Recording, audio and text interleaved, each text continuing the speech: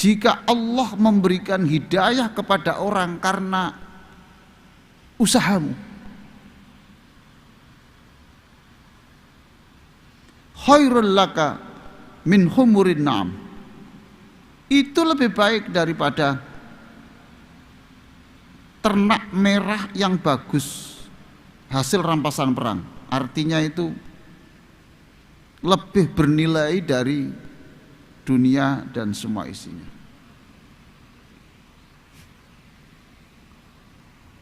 Maka Bapak Ibu sekalian yang sangat saya hormati, ya sudah, pekerjaan kita itu membuat orang itu jadi orang baik. Tidak harus pakai dalil, maaf saya hanya hafal, enggak perlu ini. Apa saja yang kita lakukan supaya orang itu jadi orang baik.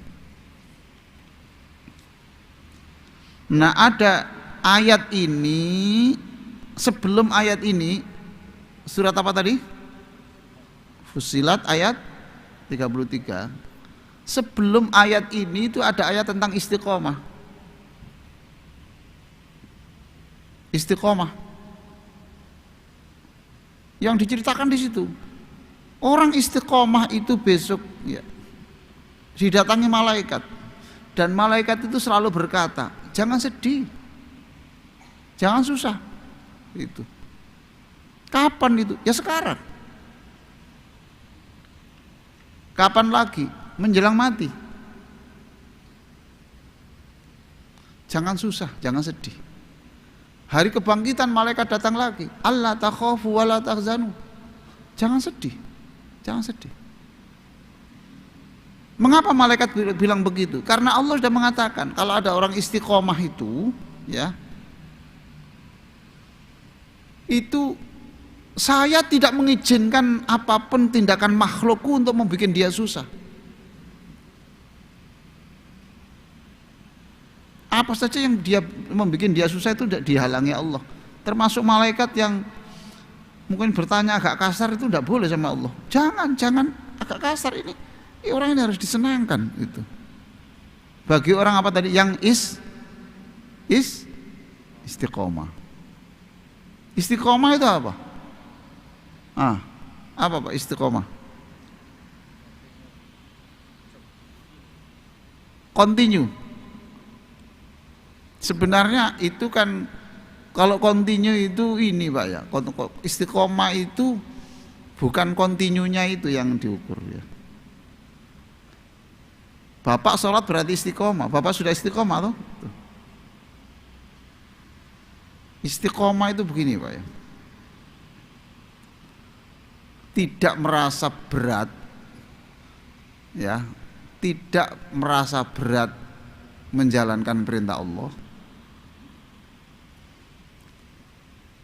juga tidak merasa tertekan, tidak enak meninggalkan larangan Allah. Lalu dia bisa berkata tidak ketika ada godaan melakukan yang tidak baik, dan aman. Itu istiqomah, itu yang dijamin Allah. Umur berapa Pak? Umur berapa? Berapa? 40. Ya. Umpamanya Pak, istiqomah itu tandanya gini, cirinya gini ya. Orang pernah pacaran dengan perempuan ya. Lalu tidak jadi menikah karena ini sama-sama seneng, itu seneng, dia seneng, tapi keluarga tidak setuju karena di situ lahirnya kemis pahing, di sini rebu kliwon.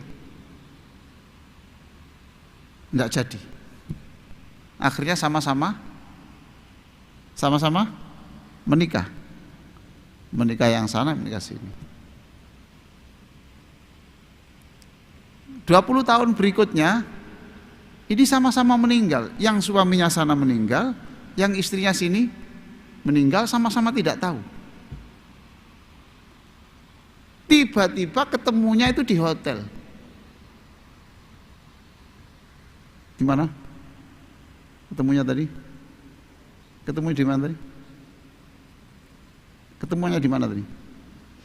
Ini loh Pak, ya. Ada wanita janda. Yang satunya laki-laki duda. Dan ini bekas pacarnya, paham toh? Tiba-tiba ini 20 tahun yang kemudian itu ketemu Pak, itu di sebuah hotel yang sama-sama tidak janjian. Loh, kok di sini? Betty kok di sini, Bet?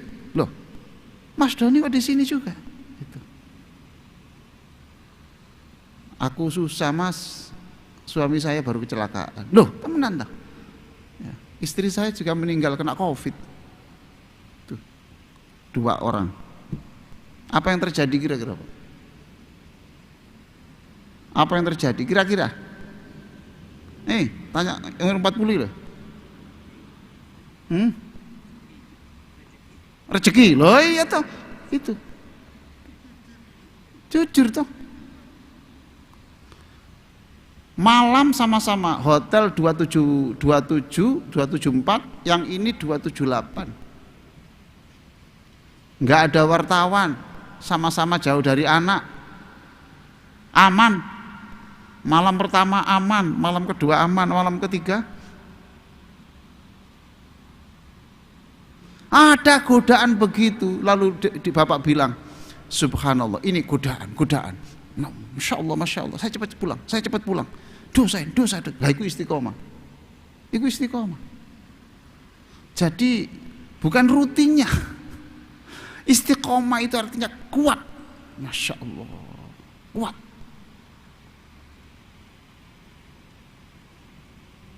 Janda ketemu duda di tempat yang sepi dan cinta bersemi kembali.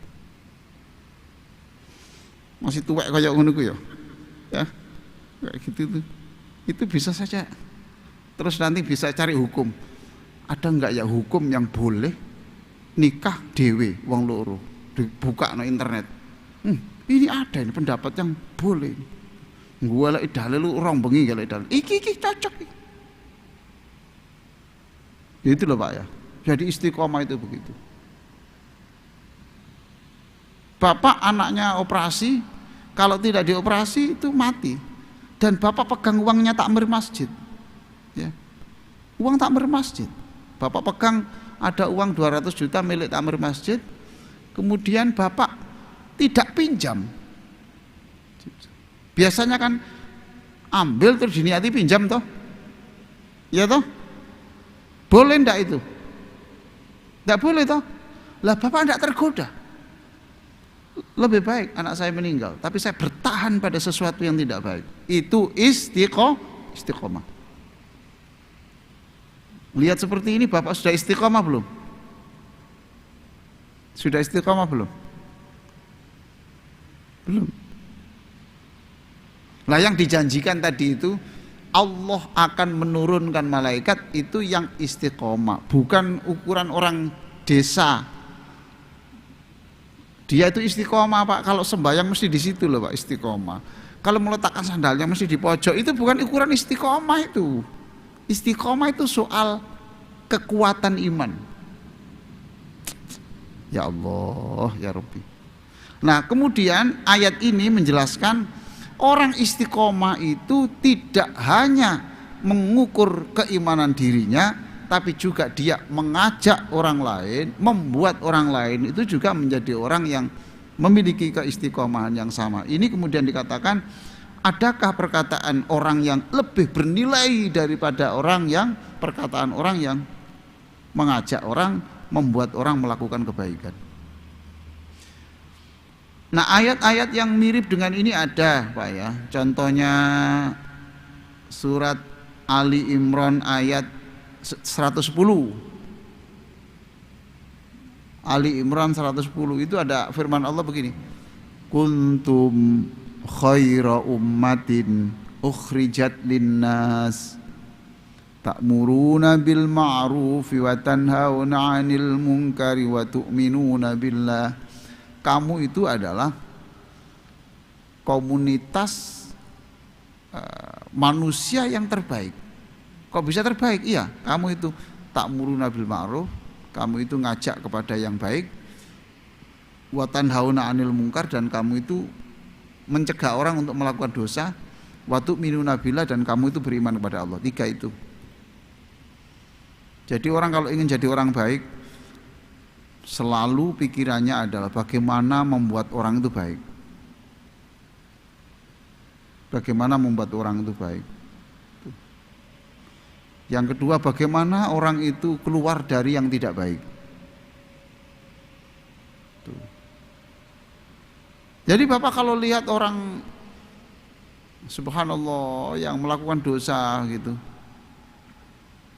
Bapak juga harus berdoa, ya Allah, apa yang harus saya lakukan ya Allah, gitu. Apa yang harus saya lakukan supaya saya jadi orang baik. Wa tu'minuna billah. Yang kedua, surat An-Nahl ayat 125. Ud'u ila sabili rabbika bil hikmah. Ajaklah manusia itu dengan cara-cara yang bijaksana. Yang bijaksana.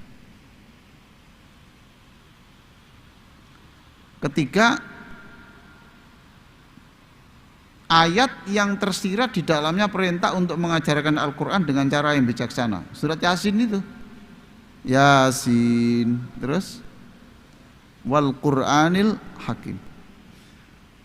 Yasin wal Qur'anil Hakim, dan demi Quran yang isinya itu adalah hal-hal yang penuh kebijaksanaan. Ini sama dengan ngajari orang. Kalau mengajari orang itu ya wal Qur'anil Hakim, itu ajarkan Quran itu dengan cara yang bijaksana. Lalu hadis Nabi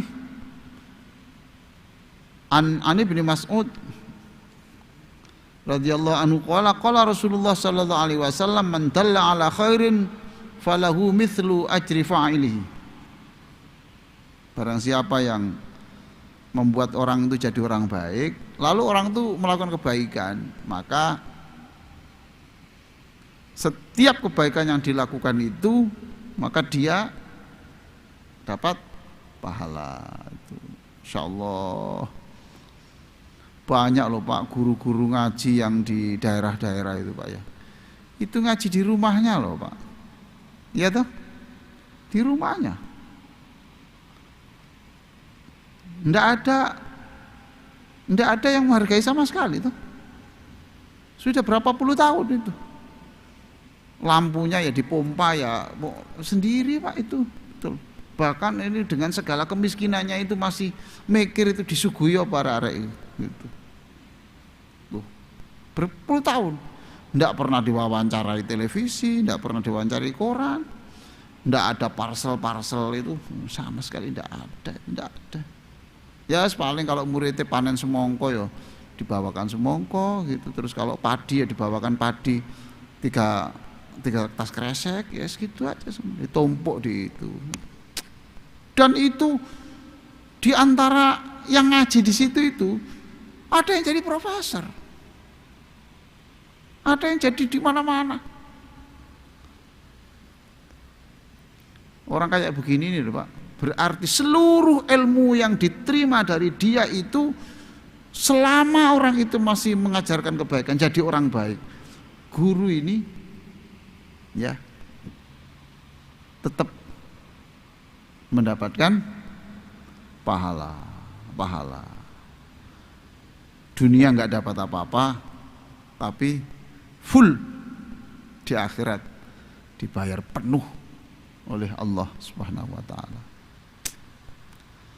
Ayolah Bapak-bapak sekalian, Bapak Ibu sekalian, untuk menanam kebaikan ini sebanyak mungkin. Dan ini tadi dikatakan oleh Rasulullah, wallah, demi Allah, la ayyahdiyallahu bika rajulan wahidan khairul laka min khumurin na'am. Ya, sungguh jika engkau itu mengajak orang dan orang itu bisa mendapatkan petunjuk, lebih baik bagimu daripada seluruh kekayaan alam semesta ini. Bapak Ibu sekalian, lalu bagaimana kalau dosa? Kalau dosa gimana? Kalau tadi kan kebaikan toh, ya toh, nanam kebaikan. Lah Bapak ini sudah banyak loh Pak tanamannya Bapak, ya. Jangan susah, Bapak jangan susah. Anaknya bapak bisa ngaji, anaknya bapak bisa